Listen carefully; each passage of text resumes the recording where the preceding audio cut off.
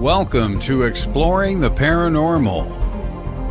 Hosted by Heather Leigh, PhD, Exploring the Paranormal offers a new, fresh look into paranormal research. Join Heather as she discusses some of the many haunted locations worldwide, discusses why these locations are haunted, hear from paranormal researchers about their personal experiences at these locations. Additionally, Heather takes a journey into the science behind the paranormal, discussing topics such as thermodynamics and the Heisenberg principle and how they both affect paranormal activity. Now, your host of Exploring the Paranormal, Dr. Heather Leigh.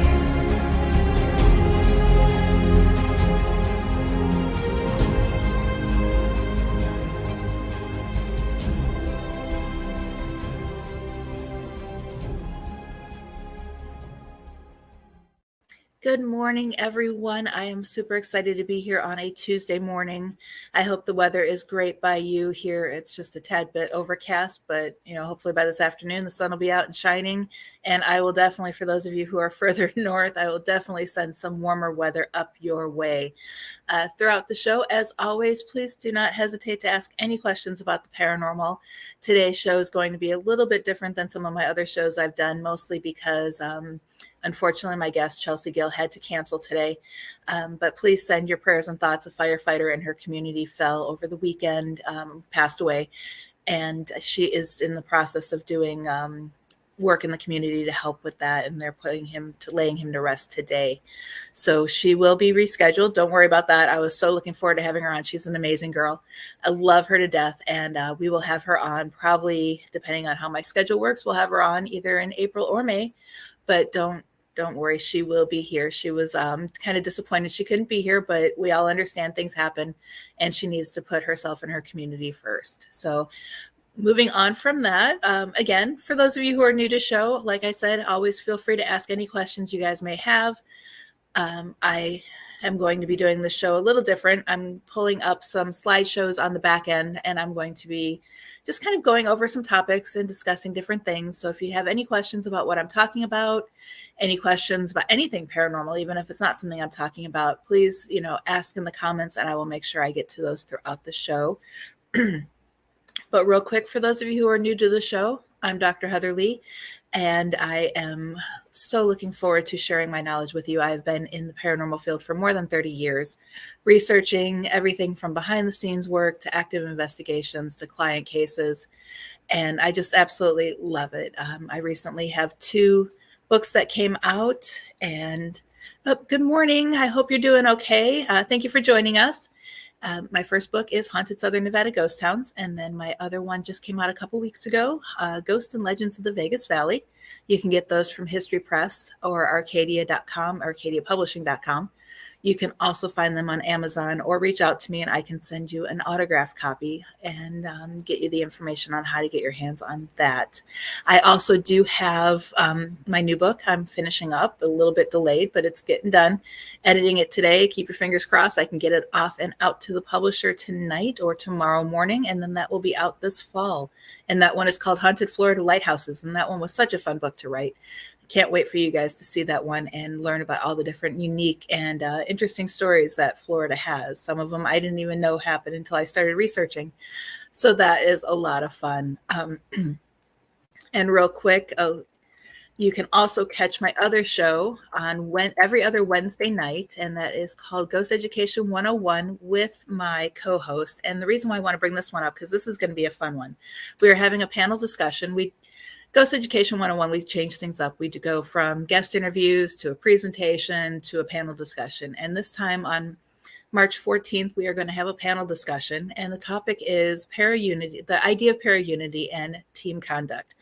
The guest on the panel will be myself, my co-host Philip Wyatt, Christopher George from Anubis Paranormal, David Taylor from Our Haunted Lives. Larry Lawson is a former sheriff's deputy from the Indian River County area here in Florida. He also has the Florida Bureau of Paranormal Investigations. He will be on the show. and he's done several presentations for us. And then Steve Dills from Transcendent Paranormal. All amazing group of guys. Cannot wait for you to hear what they have to say about that. And they all have different views on the concept of paranormal, para-unity and team conduct. So that is going to be an absolutely fun panel discussion. And then also, before we get going, you guys know a couple weeks ago, I got a sponsor, Omni Interactions. It's a company where you can work from home and get your life back. This is a 100% remote company looking for US-based customer service representatives. Sorry, I'm fighting a cold or a flu. I don't know what it is, to support Omni's Fortune 500 clients. So for more information, you can visit my website, heatherleighphd.com, or getgig.life/paranormal. And I will have all of that on my Facebook page throughout the week. And like I said, it's also all on my website where you can get that information. Just go to the show page. So real quick, I wanted to, with the topic of para-unity, I got to find my screen. And I wanted to go over some information that I have. I'm working on putting together a presentation for an upcoming convention, and it's about being an ethical investigator. And this is really important because you have people who aren't really always on the up and up when it comes to paranormal investigations, of course. And it's not so much that it's intentional. Of course, you do have some that are intentional, but it's you fall into they don't know better just because they're new to the field. And that's why I do what I do. I want to make sure that I can help educate the next generation of paranormal investigators. Just like with Witches Paranormal Society, our goal is to educate the next generation of witches going out and doing paranormal investigations. So it's kind of one of those things. I love doing these presentations. I love putting them together. So much fun. And so I hope you guys really kind of enjoy the information that I'm giving, because it will help. It not only helps educate the new investigators, it helps educate those who have been in the field for a while but weren't properly trained, which happens. I mean, paranormal tourism is out there, and we'll talk about that later on. Nothing wrong with that, but it's sometimes they're not there to help clients or get properly trained, which is fine, but you just kind of need to know why you're in this field. And then also to serve as a reminder for those who have been in this field for a while, to get back to our roots, get back to the basics, and remember why we are actually in this field. So that brings up the first question is, why do we investigate the paranormal? What is your ultimate goal? In the field? Why are you here? What is it that you want to achieve? Like I had mentioned, you have the paranormal tourists, which is perfectly fine, or the hobbyists they're called. These are the ones that go out for fun, want to get scared, want to see a historical and spooky location. They're not really in it for the research. Then you have those that are here to help others. They want to help them determine if paranormal activity is happening in their home. They take on client cases. They help identify what's happening, what type of entity it is, who it is if they can. And then they also help them to the best of their ability clear their home or help the client cohabitate with the spirit. And then you have those that are like me at my level right now. I want to dig deeper. I want to get the answers behind why. Why does paranormal activity happen? How come it doesn't happen here, but it happens here? Why do we get more paranormal activity on a full moon versus a new moon? Whole bunch of different, so you kind of got to figure out what your ultimate goal is in this field, and that will guide you to where you want to go, the path you want to take, the type of cases you take, the places you investigate, and the type of research and experiments that you do. Then you want to find your motivation. What motivates you to get out there? Is it the thrill and excitement of being a paranormal hobbyist and or I've heard people refer to them as paranormal junkies. Is that your purpose? Do you like the thrill of going to these locations? Or do you feel satisfied when you help a client? Or are you motivated to find the next best experiment or to capture the next piece of evidence? And that goes into, with picking your goal, purpose, and motivation, you pick out what type of investigator type you are. And it's not that you can't fall into multiple categories. Of course you can.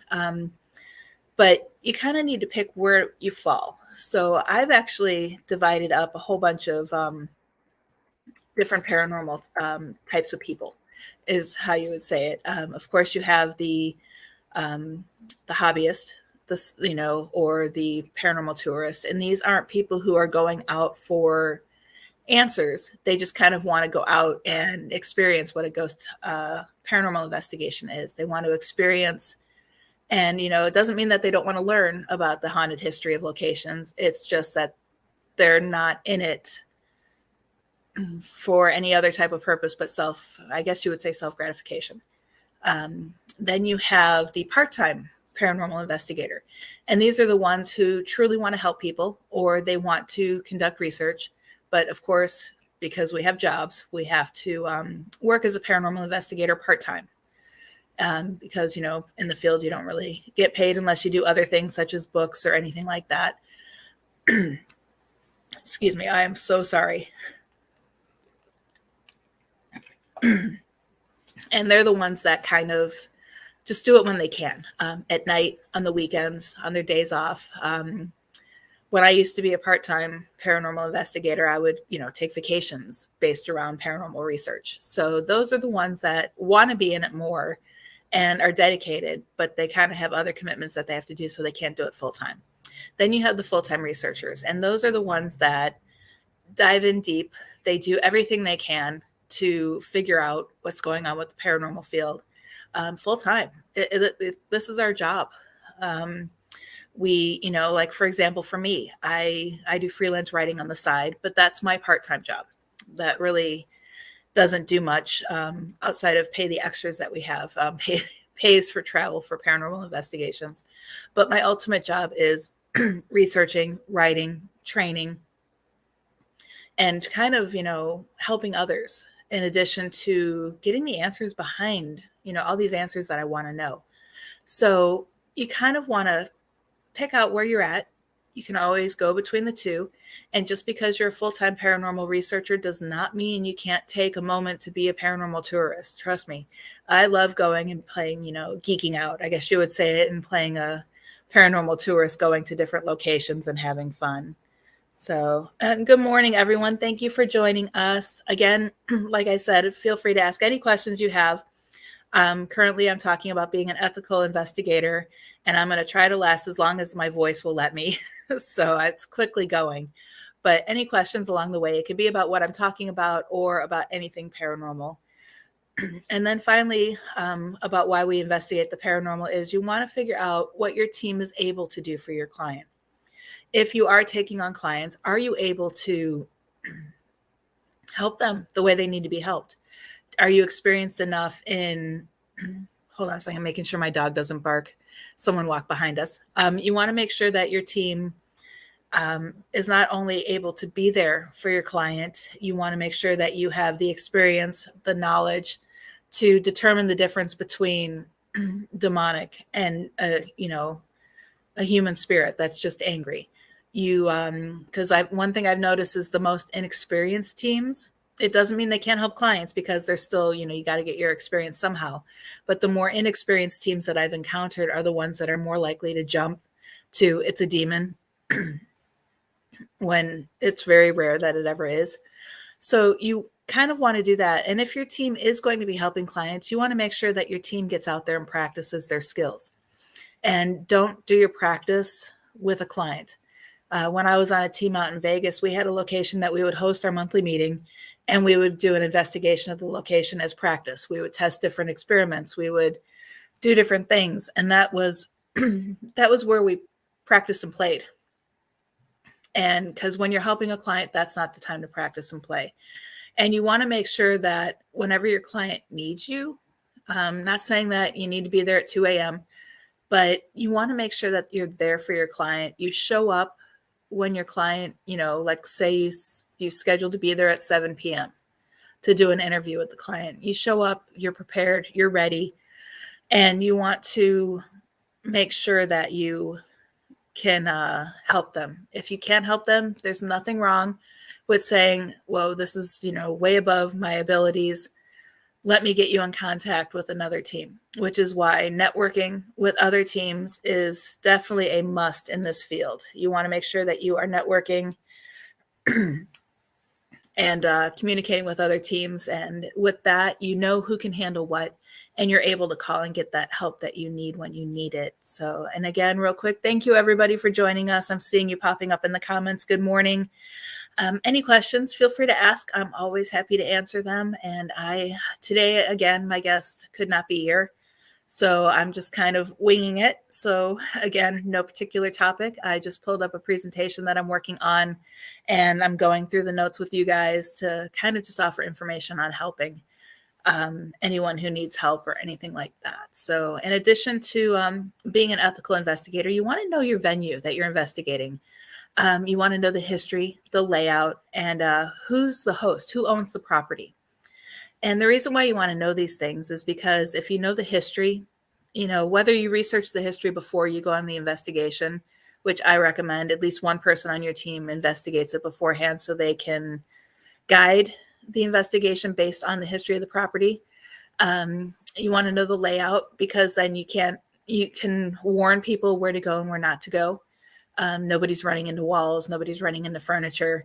And you want to know the host, because if you don't know the host could be a shady character.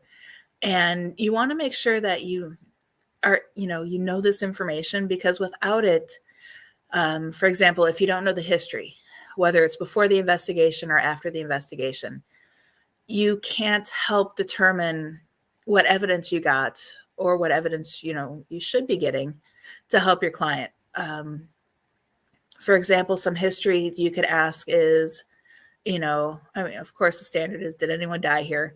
But there's more to it than that. You want to know, was there any type of physical abuse, break-ins?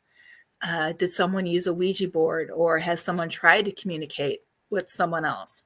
Any other traumatic events occur in the house? Any happy events occur in the house that could be triggering it? And then you also want to ask the host, who do they think could be haunting the location, because that could help you out as well.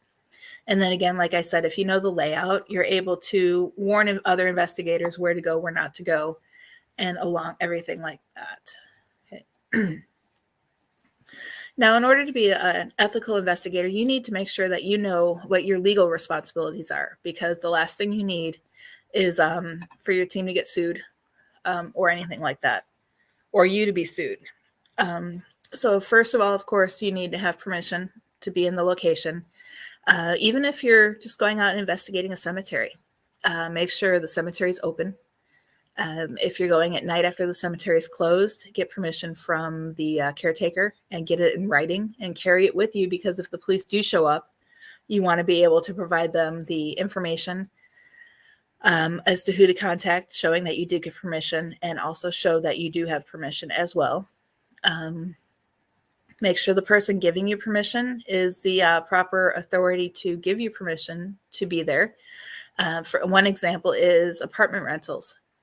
Just because a person lives in a home doesn't mean that they're the person that can give you permission. You need to go to the actual owner of the home, because the owner of the home may not want you there, or they will be upset if they find out that you guys did come in there, because a lot of people still today, when they hear, oh no, a paranormal team came into a property, they're automatically thinking Ouija boards, dark magic, conjuring spirits, when that's not what we do.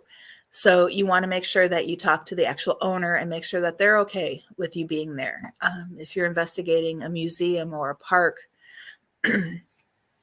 or an office structure, you want to make sure that you go to the proper people, and you need to ask that, are you the proper person to give me permission for this? Not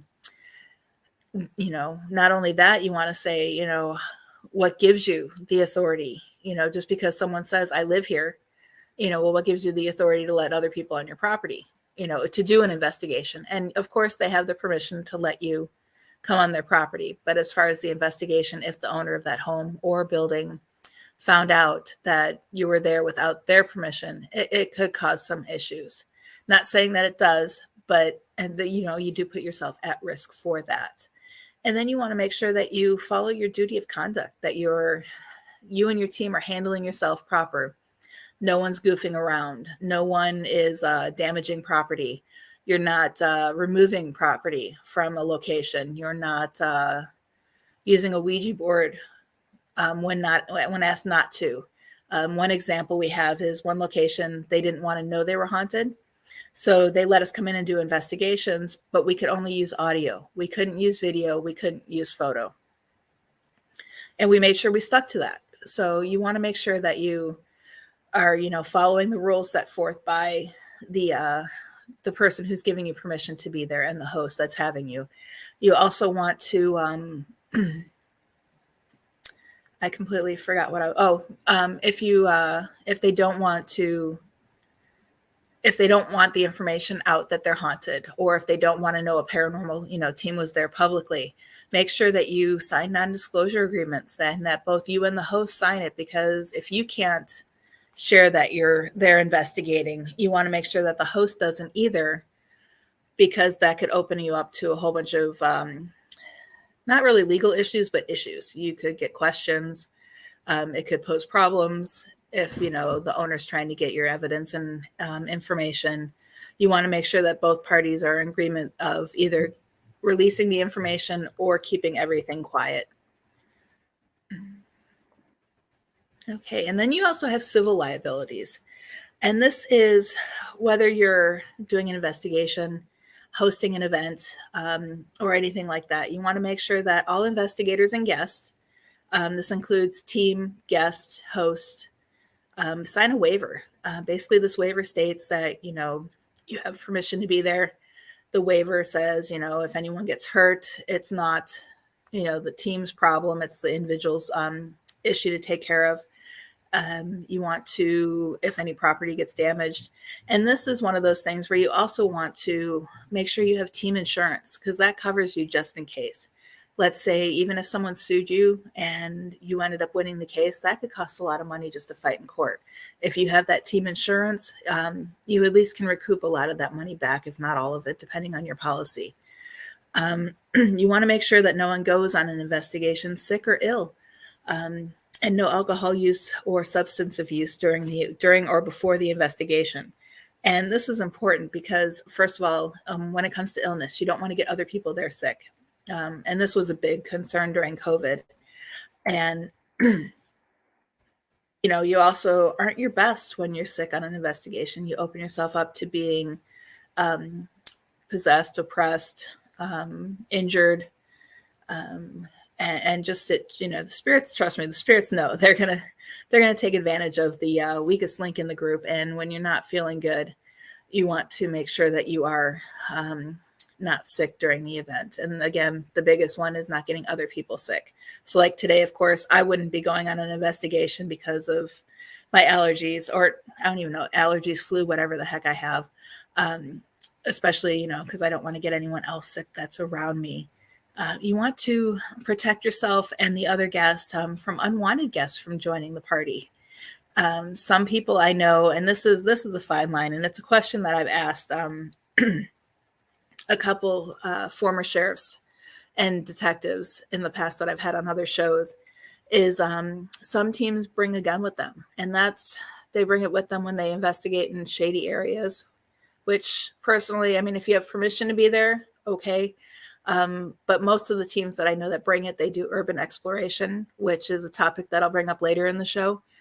But my concern is, the person carrying the gun, what if there is a demonic entity there and it takes over the person carrying the gun? So I don't, and there's a lot of people in the paranormal field that are split. So you guys can chime in with your opinion.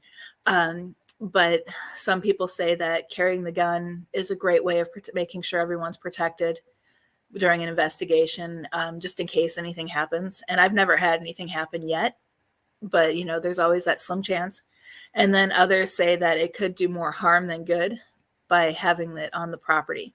So, not wanting to get into a gun discussion here over the legalities of guns, but just kind of want to know what everyone's opinion is on protecting yourself when you're at a venue.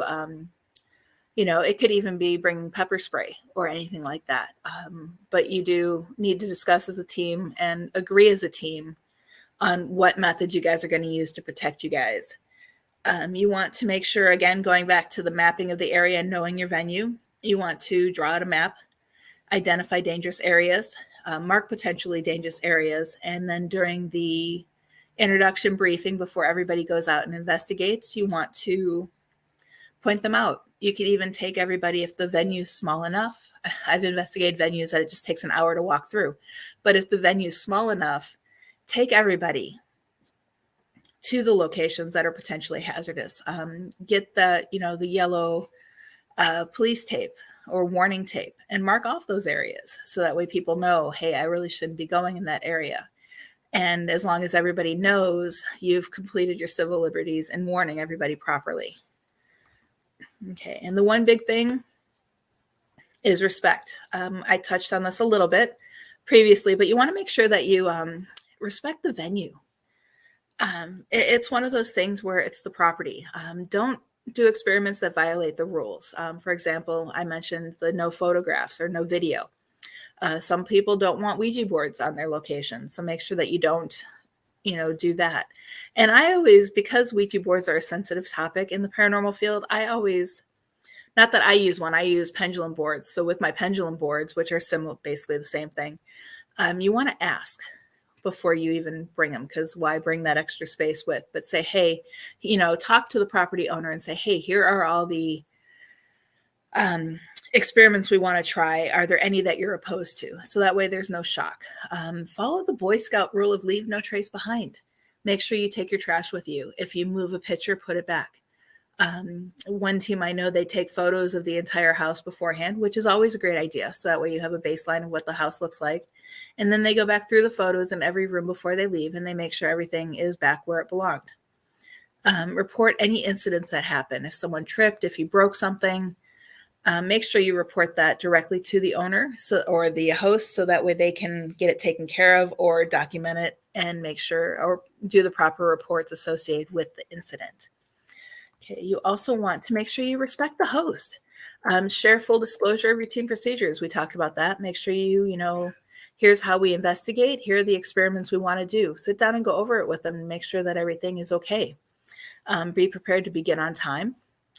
Respect time limitations. If you're only supposed to be there till midnight, don't investigate till midnight and then start packing up. You want to probably stop investigating between 11:30 and 11:45, so that way you can start packing up and be out of there on time. Limit noise, especially if there are neighbors nearby. Don't go off to closed off areas. So always ask before you investigate, where can and can't we go? And then be mindful of all the requirements that they have put, they've put in place. And you just kind of a whole bunch of different things you can do to be respectful. Everybody, at least everybody should know how to be respectful when it comes to other people and also places. And real quick, again, thank you everybody for joining us this morning. I see you all here. Happy to have you join us. And we are about to take a commercial break, but when we return, I'm going to continue on going over my information about being an ethical investigator. And then also I'm going to talk about paranormal tourism versus urban exploration. So make sure you get your questions ready and you're ready to interact. But before we go, don't forget to check out my new sponsor, Omni Interactions, where you can work from home full or part-time hours that are convenient to your own schedule. Working for Omni allows you to create your own schedule in 30-minute or 1-hour blocks. Finally, a company that allows you to get your life back and a place you can, basically a place that is perfect for paranormal investigators to work for. Because you can set your own hours, you can work around your investigations and your research. Definitely an interesting company to check out. You can find more information at heatherleighphd.com on the Exploring the Paranormal page that I have there, or at getgig.life/paranormal. And just make sure you tell them that Dr. Heather Leigh sent you. And we are going to go to a quick commercial break. And when we get back, we will continue going over my notes that I have for you guys.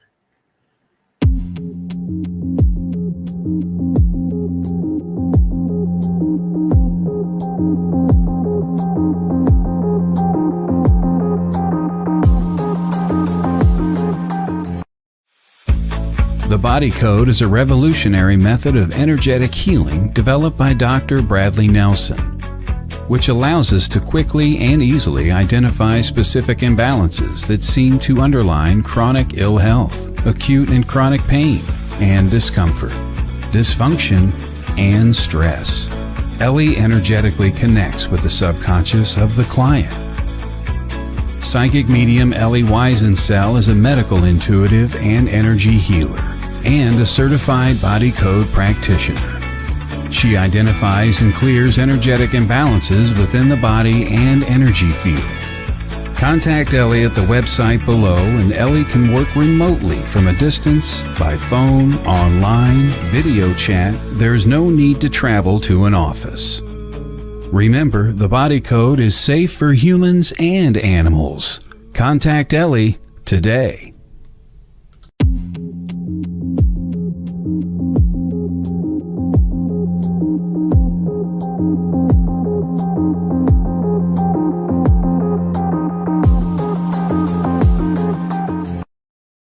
Good morning, everyone, and welcome back to Exploring the Paranormal.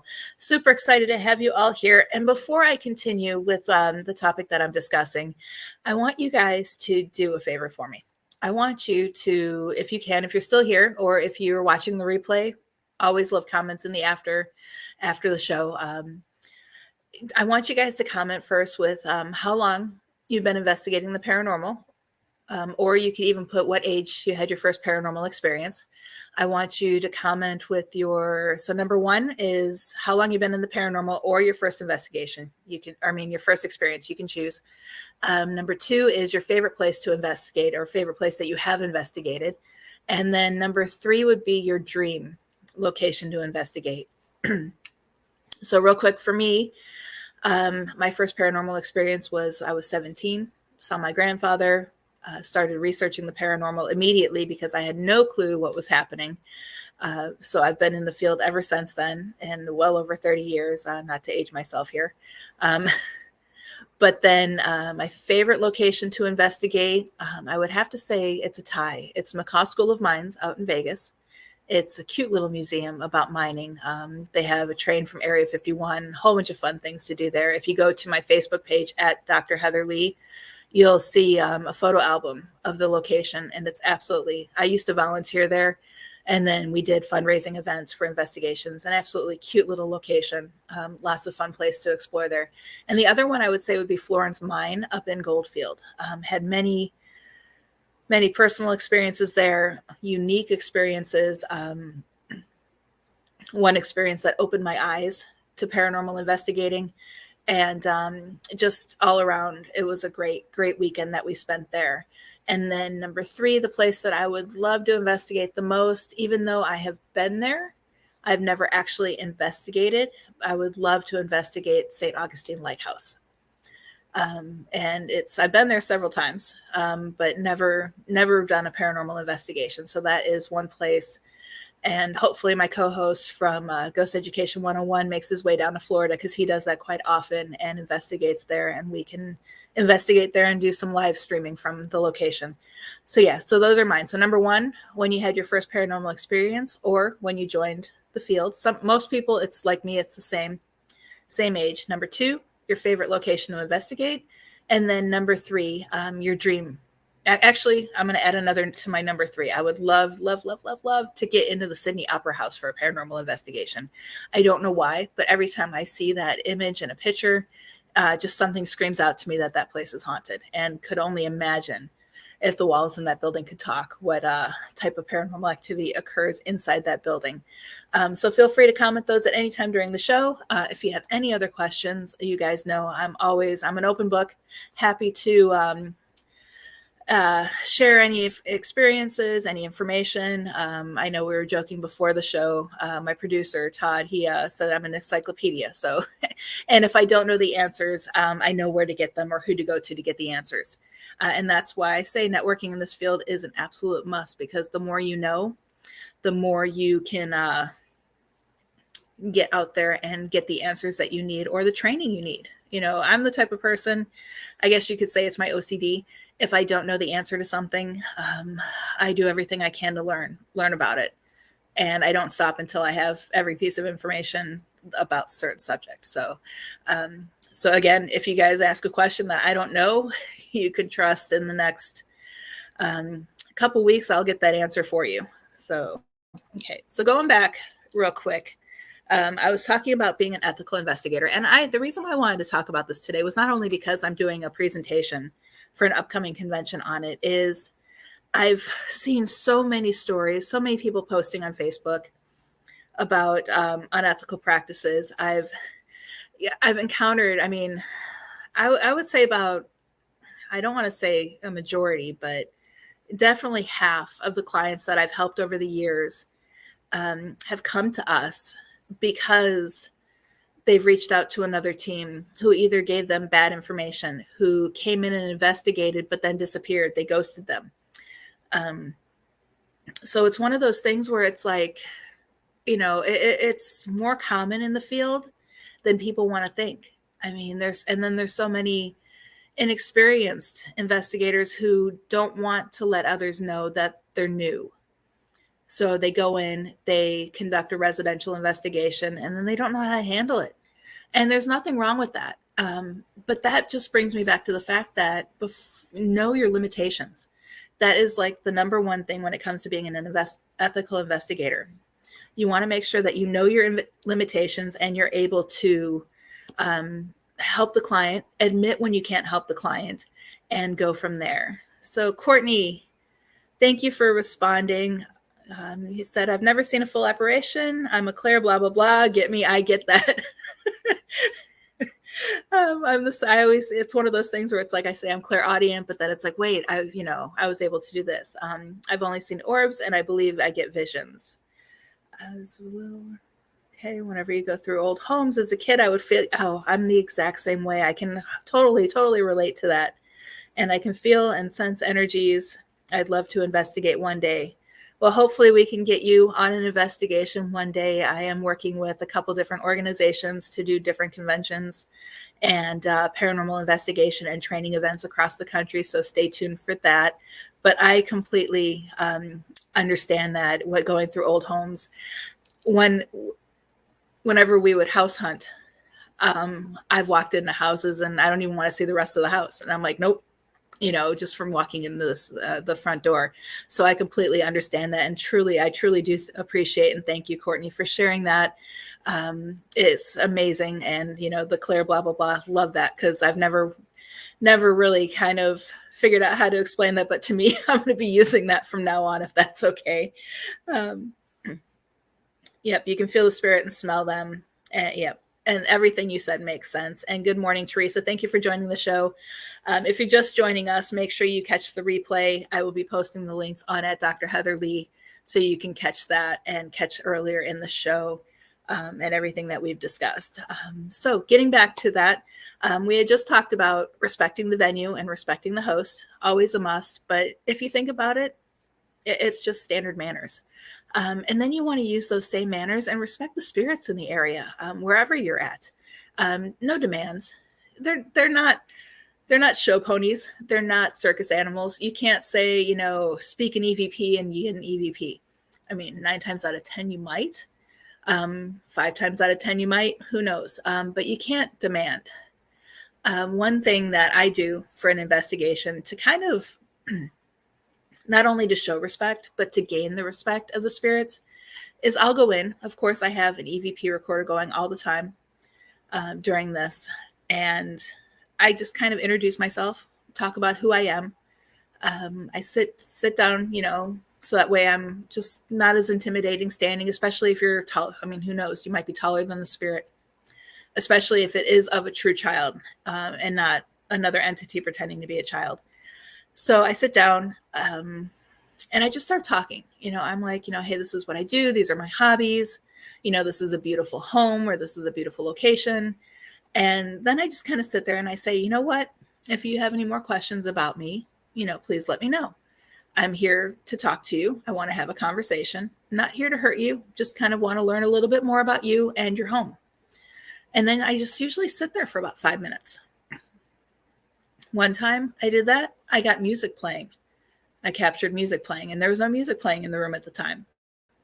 Another time, couldn't make out what it said, but it sounded like someone was mumbling. And everyone in the room with me was silent. And there was no one in any nearby rooms because everybody in the team was in the room with me. So, and I'm sorry. Like I said, I'm losing my voice, so I'm going to try to last as long as I can. So you just kind of want to make the spirits feel comfortable with you. Do not threaten. No, if you don't do this, I'm going to X, Y, and Z, or you must do that.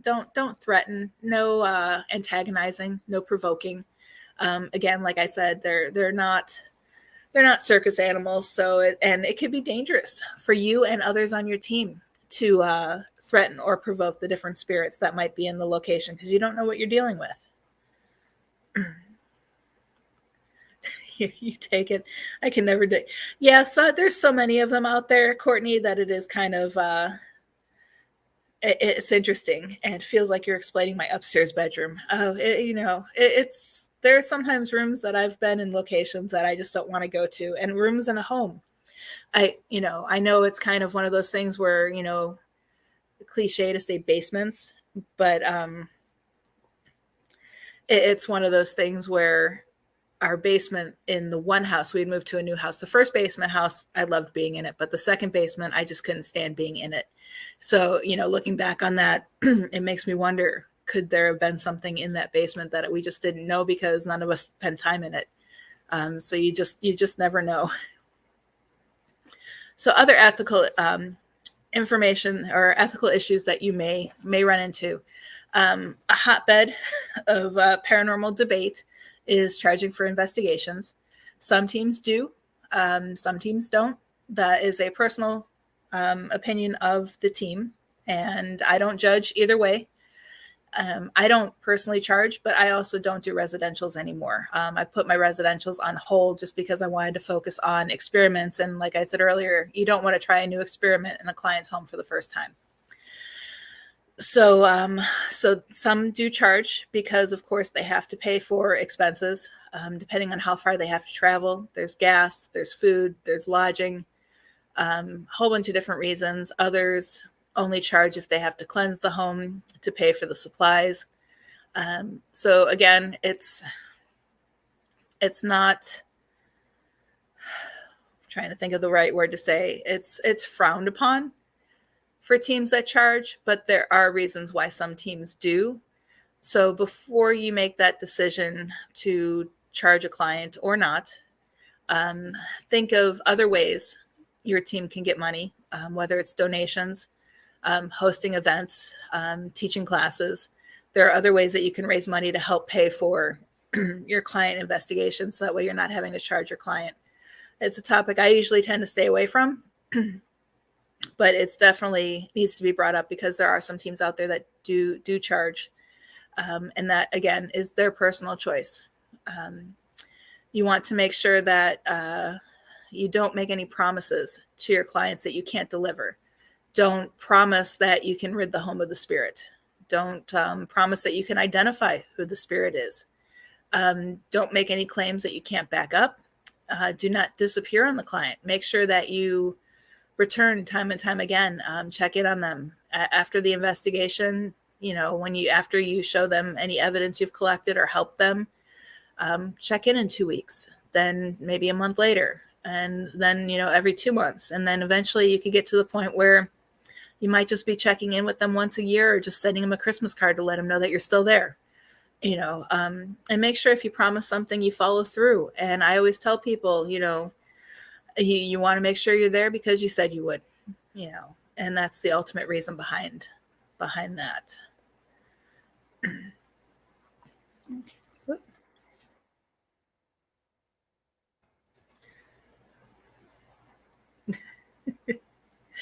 Oh, thank you. Thank you for interacting, Courtney. And yeah, I completely get not wanting to go into a certain room. And then, again, going back to the making promises we can't keep, there are many different things that could happen if you do that. You have possible emotional harm on the client. You could face legal issues because if you sat down and, verbal contract, I promise I can X, Y, and Z in your home, or I promise I can get rid of the spirit in your home, and then all of a sudden the next day they have paranormal activity again, you could end up being sued for not following through with your promises, especially if you charge. Going back to that charging, you destroy your reputation. And then you also destroy the reputation of your team. And again, it could have a ripple effect, and you could destroy the reputation of the entire field. There are many, we had talked earlier about the unethical investigators that are out there, and they're the ones who kind of give the field a bad name, because it's one of those things where people, focus on the bad. They don't look at the good people are doing. So if you have one team over here that is, completely destroying the field, it's going to ripple effect and affect the teams that are doing good. There are a lot of places that we've tried to investigate, or we've tried to host events to raise fundraisers for. But because of certain TV shows, they just say, they're not open-minded. They just say, you know what, I don't want to have any paranormal team in here because of so-and-so show. Other people have told us, no, I don't want paranormal investigators here because the last team, did X, Y, and Z. And then that's when you just need to make sure that you work on, educating the public, educating your clients, educating people who own these locations. If they're willing to listen, talk to them about how you do it. Talk to them how about majority of the field does it. Make sure that people don't know that it's the same way. And that truly is, that's my motivation in this field. I want to make sure that people understand, A, there's nothing to be afraid of. B, they can protect themselves. And C, there are places that you can get help. This field isn't just about going out and provoking. It's all about having fun and getting the answers that are needed while helping people. And people need to realize that not all teams are in it for selfish reasons. I mean, of course, many of us have the selfish reason of, I want to get answers for myself because of my experience as a child. Or, I've had a recent experience and I need answers for myself. Of course, we're all in it for that because we want answers. But we also want those answers to help others. It's not just us. It's not just for selfish reasons that we're doing this, and so on. So my closing statement for that one is, I want you guys to think about, what type of paranormal researcher do you want to be? Do you want to be the paranormal tourist or hobbyist, a part-time paranormal investigator that goes out and helps people and also does research when you have time? Or do you want to do this full-time? Or another category we can throw in there is, have you always been interested in the paranormal and just kind of want to sit back and research it? Watch shows like this, watch other shows that are out there, podcasts. I mean, even the TV shows. TV shows are great. People just need to remember that it's for entertainment purposes. So you got to kind of pick and choose what you do and what you believe from the show. But you could be, I guess you would call it an armchair paranormal investigator, someone who sits behind the scenes and does research. I was one of those for many, many years, and that's what I did. So there are many different categories. So before you actually get out and start investigating, make sure you and your team sit down and really determine what type of paranormal investigators you want to be, who you want to, help, what kind of places do you want to investigate. And this could all be things that you guys write out and put in your team manual, your team training manual, or your bylaws or anything like that, if you guys want to put anything like that together. So just really think about that before you, because you don't really want to be that paranormal tourist that goes and helps a client without knowing what to do. So make sure, and always, I tell people, like I talked about earlier, keep learning. I'm always learning. I'm always trying to figure out what's, going on. Don't stop learning. There's always room to learn more and go from there. So since we've talked about paranormal tourism just a little bit, I wanted to kind of dive deep into that more often, because I'm noticing more and more paranormal investigators and teams are falling into this category. So what is paranormal tourism? So basically, I categorize it as a special section of your regular tourism that is defined by the desire for travelers or people who have spare time to learn more about the haunted history of an area.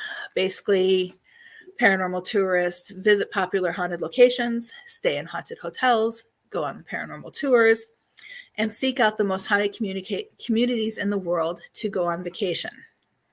There is a lot of controversial over paranormal tourism, but by definition, this can be exciting, educational, and enjoyable. So many different things. You can learn so many different things. I take, the tours to learn more about the history of a location. And I'll get into that later, more about finding a reputable tour if that's what you wanted to do. So what is urban exploration? Many people often consider urban exploration as a part of paranormal tourism, but they are two completely different things. This form of tourism, if you want to call it that, involves exploring man-made structures that have been abandoned and not generally open to the public. Urban explorers tend to go to these abandoned places without permission to conduct paranormal investigations. Common places include abandoned mines, amusement parks, hospitals, schools, asylums, abandoned subway tunnels, and factories. It can be dangerous physically and psychically. You can, depending on where you're going, you could be exposed to toxins. You could, for example, if you go into an abandoned mine without a tour guide or without the knowledge of the area or permission, you could run the risk of the mine collapsing. It's illegal. It's considered breaking and entering and trespassing. And you can damage the site too. So it's really, urban exploration is not really recommended to learn more about paranormal tourism or haunted locations, because you're really not, you're there to try to get paranormal activity, more or less, which is a good thing, but not, there's other ways that you can get it. You could easily find out who owns the property and get permission to be there. You can get permission to tour it during the day. You can get a tour from the person who owns it during the day. And then, again, have permission to be there at night once you know all the dangerous sites. But there are many reports of people being injured or in legal trouble from going to these sites for urban exploration.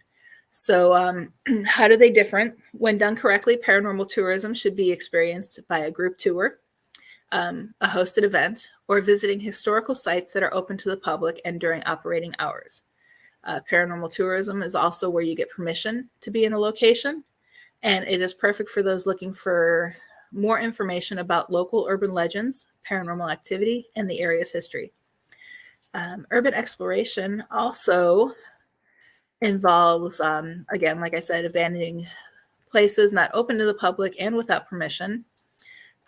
Most paranormal urban explorers that I've seen, at least on their YouTube videos, which always amazes me, let's break into a place, shoot a video, and put it up on YouTube. Especially, I've seen some with the no trespassing sign behind them. I even saw a video once of there was a roped off or chained off area at an outdoor ghost town with a sign that says no trespassing, and the team videoed them going underneath the chain and conducting an investigation inside there. Most of them antagonize the spirits rather than take the time to learn about the location. Urban exploration is often illegal and considered trespassing. Paranormal tourism is conducted in a safe, monitored environment, while urban exploration can be hazardous paranormally and psychically. And urban exploration, in my personal opinion, is not the best way to learn more about the paranormal field. Okay, so several people do say that paranormal tourism is not recommended, but that's mostly because people think that it is urban exploration. So the reason why a lot of people don't recommend it is because it can be dangerous. Of course, we've talked about that. If you're unfamiliar with the supernatural entities that could be at the location, if you haven't done your research, you could expose yourself to getting an attachment, getting attacked, getting possessed, depending on what's there, oppressed, or the obsession, physical attacks. Plus, abandoned locations are so remote that if there is, if there is an injury or something happens, you're too far away for police or fire or rescue to get out to you in time. So you want to make sure, of course, you always want to make sure people know where you're going, but still, I don't recommend urban exploration. But for those of you who do it, make sure someone knows where you're going, what you're doing, and how to get a hold of you. Okay. And then also, some people do think that paranormal tourism can harm the paranormal field. And I do agree with that to a point, because a lot of people who don't know much about the paranormal field see these because there's more paranormal tourists than there are researchers or investigators. They see these tourists go out there causing trouble, getting hurt, not caring about the property, damaging things. They go to YouTube and they see the videos of them provoking, yelling, screaming, being disrespectful. And of course, if they see more than one of those videos, they're going to think that, all of us are like that. So I do feel that it can harm the field in that aspect. Others feel it harms the field because people see us as conducting illegal activity, because several of the urban explorers don't care if they trespass. Several people conduct dark practices, which dabbling with things that no experience working in the field, doing things they shouldn't deal with, conducting experiments that they're not experienced in, and a whole bunch of other things.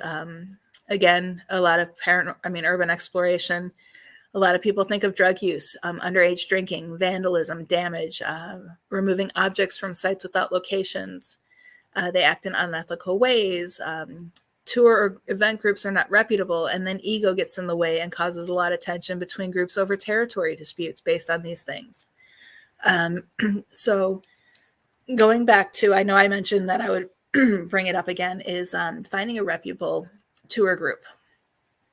I'm a firm believer that if you go on a location, you should, or go on vacation or anywhere, take the guided haunted ghost tours. I took the ones up in Gettysburg from Mark Nesbitt, amazing guy, amazing tours.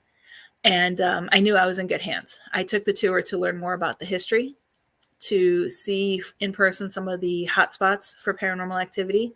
The one I took was a candlelight ghost tour, so much fun. The candlelight created an eerie feeling as you're walking around the town. So definitely, if you're in Gettysburg, definitely take his Ghost of Gettysburg tour. And then you could also, in majority of the cases, a lot of the people who run the ghost tours are experienced paranormal investigators. So it offers a time to ask questions, to find out how they investigate, to, just kind of bend the ear of the person giving the tour and see more information about the field and learn more about how you can do different things. And then also, again, like I said, it's perfect for history buffs, even if you don't care about the paranormal. You can learn a lot about the history. And to find a reputable team, I always tell people or group, make sure of course, we have online today, where back in the day when I started my tours or going on vacations, we didn't have the internet. So I had to do, asking questions. For example, find a group that does their tours out of a reputable location, not just meet here. For example, there's a tour that used to go on down in Tampa, but it left from a marina, and the marina is well respected. And I know the marina owner wouldn't have a tour group in there if, he didn't trust them.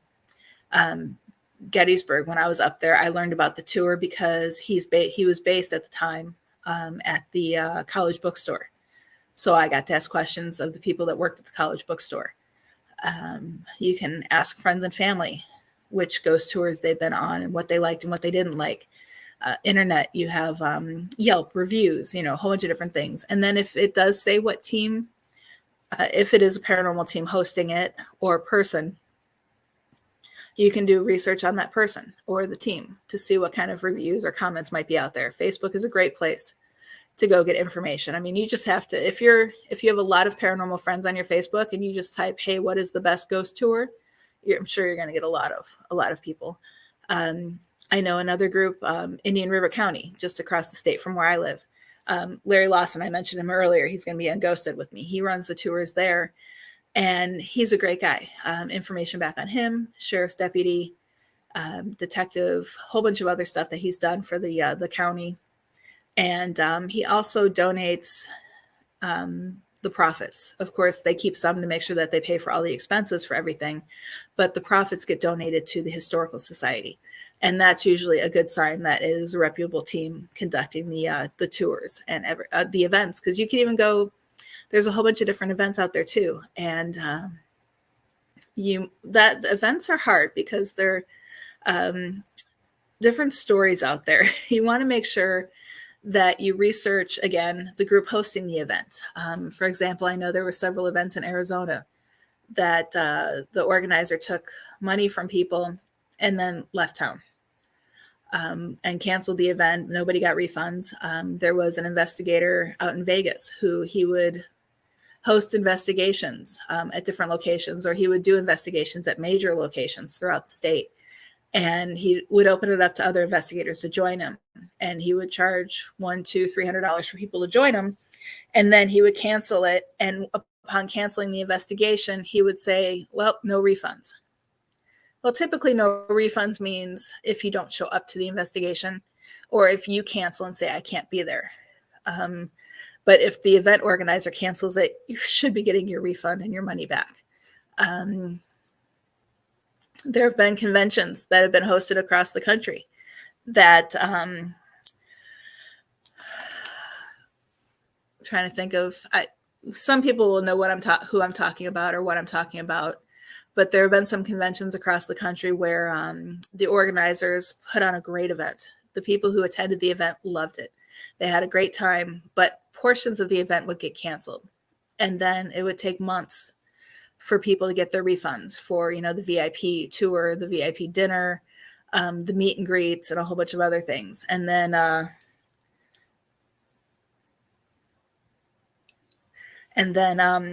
whatchamacallit, they also didn't pay their talent. And it's not just been one convention. I've heard of a couple other conventions where the talent was promised X, Y, and Z, and they didn't get it. But everybody who attended the event as a guest had a great time.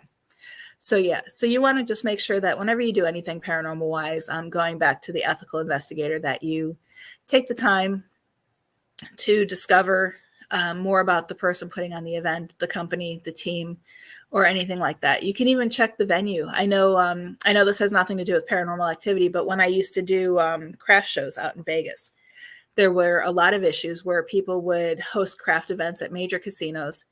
And when people would show up to the event, the doors to the convention center where they were supposed to have the craft show was closed and locked, and nobody was setting up. And then they tried to reach out to the person hosting the event. They were nowhere to be found. And they paid a couple $100s for their booths for those.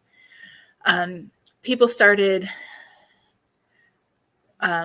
say there was an event coming up. People would actually look at it, see where the venue was, and they would call the hotel and say, hey, I hear you're having a convention or a craft show or an event on, March 15th at, 9:00 in this room. Is this true? And the person who's in charge of either catering or event booking can verify that. And if it's verified, at least, you have a greater chance of the event continuing, not saying that it won't be canceled or something will happen. But if it's verified, it's a more than likely a reputable event setting up, not just someone trying to get money. It's a shame the world is like this, but of course, it happens. It's the world. So you better do everything. It's best to do everything you can to protect yourself, protect your team. And of course, if you're really in this field for the right reasons, you want to protect the reputation of the field. So, and that was not quite going to end yet because I do have more. I thought that was the end of my notes. So now that I've been babbling about something completely different and thinking I was going to be ending soon, I do have a little bit more. But again, if you guys have any questions, feel free to ask in the comments. I'm here. I want to thank everybody for joining me today. I know today's kind of not your typical show because my guest did have to cancel. So if anyone is coming to see Chelsea, unfortunately, there was a death of a firefighter in her community. So they are doing the services today. And she will be rescheduling, hopefully in April or May. I will have that date soon for you guys. But I do getting excited for next week's guest. Before I continue, make sure you join me at 10 a.m. Eastern next Tuesday. I have Tim from Photographs. It's a fundraiser raised for humane societies with celebrities where you can get your pet photographed with a paranormal celebrity. So he will be on to talk about his events and anything he has upcoming. After that, I have Heather Caminetti. She is a witch, so we're going to be talking about all witch and things. I think her Facebook page is Witch in Life. I'll have to look that up. And then later in April, I have Stephanie Algady. She had to cancel because she was ill, but she is going to be joined by 2 members of the Georgia Paranormal Investigation team on that day. Joe Frankie will be joining me in April. I have a panel discussion of women of the paranormal, which I think will be I just don't know who my guests are yet, so stay tuned for that. I also have Dan Rivera coming on to talk about the Warren Supernatural Seekers Convention coming up. And then Christopher and Anson will be returning with Anubis Paranormal later in May. So just make sure you stay tuned for all of that. It's going to be one interesting year, and I am still working on a whole bunch of different things. Yes, and COVID did cancel a lot of things. That was really sad. I know we had the team I was on, because I was still living in Vegas at the time. We had a huge fundraising event that we were going to do at I mentioned the Cost School of Mines earlier. And we sold out in a day. And then there was another lecture at a library that sold out in 3 days. And there was like 180 seats in the library that we were going to do a presentation on haunted Goldfield. And both were during COVID. And we, last minute had to cancel because like everything shut down in Vegas the week before these 2 events were supposed to happen. So very, very, very sad. But hopefully everything is back up and running all across the states. I know there are some states where there's still, I guess, a surge in COVID. I know where my mom lives across the state, her doctor warned her to be careful because there was a rise in COVID cases. But from what I understand, that was just a brief spike. And then now it's settling down. And who knows, I think I might be going and getting a test because I've been dealing with the stuffy nose and congestion for a few days. So I might do that just to make sure I don't have it. But yeah, COVID really did put a wrench in everything from investigating, helping clients. I really do think COVID changed how we do things, because during COVID, we actually still continue to help clients, but it was through video chat. Granted, we couldn't go do investigations in their home, but we could at least help them not be afraid, offer them tips, do research on their home to try to get answers that way. And COVID also is what brought about my other show, Ghost Education 101. We started doing shows live to help give people something to do and, to provide educational opportunities for free surrounding the paranormal field. So yeah, so COVID did cause some problems, but it did help in a sense on other things. So real quick, getting back to a few more things that I wanted to talk about paranormal tourism before we go. I just finished earlier talking about how paranormal tourism can harm the paranormal field, but on the other hand, it can do good. It helps raise awareness about the field, helps share history, raises money to preserve historic sites, which also preserves the historic stories with those sites, shows people the correct way to conduct a paranormal investigation, especially if you do an educational event beforehand and then let everybody investigate. It helps educate others about our field of research, giving them more information on what to do, what not to do. And it provides a safe place where those who are curious about the paranormal field can experience it without becoming an investigator. And that's the most important thing. There's so many people that I talk to that are like, oh man, I really wish I could go do what you do, but I don't know where to start. Going, even if it's a ghost tour, but going to an actual paranormal event where they do an investigation at the end is the perfect place. It's a safe environment. You're in good hands as long as you've checked the, reputability of the team hosting it. And it's definitely a great way to dip your toes into the field before you jump in, buy equipment, and spend a lot of time trying to find a team to join and then realize this isn't for you. So, those are great ways to learn more about the field. So real quick, is there a safe way to experience paranormal activity? There are several ways that you can do that. You can join a reputable paranormal investigation group, find them online, take a guided tour, like I mentioned, go to a location that you have permission to be at and get that in writing. Never go alone. Don't antagonize the spirits. Be respectful of the venue, the hosts, the spirits, and show them that you care and that you're not there to cause trouble. And then if in doubt, again, if you're not sure, you have a pit in your stomach or something, you're not feeling good. If you're in doubt of if you can conduct an investigation safely, just don't go. Stay at home. Okay. And then if you don't want to join a team or become a paranormal investigator, you can still enjoy paranormal tourism. Like I had said, there's absolutely nothing wrong with that. You can find paranormal events. Several different companies across the country host reputable events with amazing talent. Attend a paranormal convention. Take a local ghost tour. You can even find local ghost tours probably within 30-minute drive of your home, depending on where you live.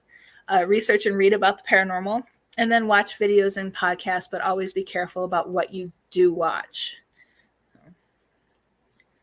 Yes, yeah, Leigh, my husband was the same way. He ended up finding a job to work from home. So yeah, COVID did have some good things about it.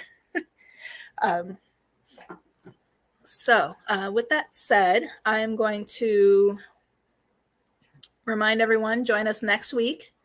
Unfortunately, hopefully, Todd, you don't mind if I end a little early because I'm starting to lose my voice and having trouble talking. Sure. Okay. So I want to thank everyone for joining me. Make sure you join us next week. Learning more about photographs is going to be a fun show. And I will let you guys know when Chelsea is rebooked. And if you guys have anything you ever want to talk about, please don't hesitate to email it to me or message me or find me on Facebook at Dr. Heather Leigh or on WLTKDB Radio on Facebook. And just comment on any of the videos that I've done, letting me know what topics you want to talk about. Because I could always gauge my guests. I usually gauge my topic around my guest I have, but I could always pick a topic and then pick a guest that fits that topic perfectly. So again, thank you everyone for joining me. And before we go, earlier we chatted a bit about my show sponsor, Omni Interactions. Make sure you take time today to learn more about their self-scheduling opportunities, which is the perfect for the life of a paranormal researcher. Learn more at getgig.life/paranormal and let them know that Dr. Heather Leigh sent you. So again, thank you, everybody. I'm super glad you were able to join me this morning. Sorry I'm cutting this short, but the last thing you guys need to do is keep hearing me cough. Yeah, I love your first name. So yeah, just make sure you guys join us next week, and we will see you with an amazing. Actually, I think, sorry, Todd's probably back there getting ready to click the end button. But next week, I think I might also talk about animals in the paranormal field before I introduce my guest, which is the perfect topic. So again, if you guys have any questions, don't ever hesitate to reach out. Hope you guys have an amazing day, and I will see you next week. The truth is here and now on WLTKDB Talk Radio at WLTKDB.com.